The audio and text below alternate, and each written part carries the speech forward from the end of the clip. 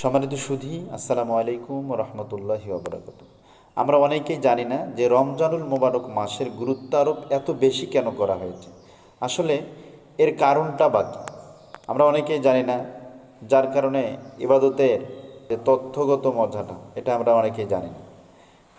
আল্লাহ বলছেন যে শাহরুর রমাদান আল্লাদি উংদিলা ফিহিল কোরআন হুদাল্লিন নাস ওয়াবাইনাতি মিনাল হুদা ওয়াল ফুরকান। অর্থাৎ এই মাসটার গুরুত্ব এই কারণে বেশি করা হয়েছে যে এই মাসে আল্লাহ ফরকান নাজিল করেছেন, অর্থাৎ সত্য মিথ্যার পার্থক্যকারী হিসাবে পবিত্র কোরআন এই মাসে নাজিল করা হয়েছে, যার কারণে এই মাসটার গুরুত্ব কিন্তু বেড়ে গেছে।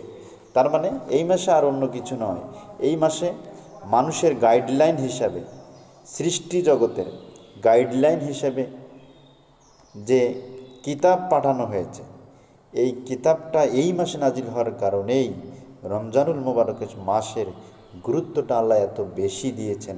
সুতরাং আসুন, আমাদেরকে যে বোনাস হিসাবে আল্লাহ এই মাসটি দান করেছেন, এই মাসটাকে আমরা সঠিকভাবে কাজে লাগাই, এই মাসকে সম্মান করি, এই মাসে নিজেকে সংযত করি, এই মাসে নিজেকে আল্লাহর গোলাম হিসাবে, পরহেজগার মানুষ হিসাবে তৈরি করার প্রত্যয় নেই। আসসালামু আলাইকুম ওয়া রাহমাতুল্লাহ।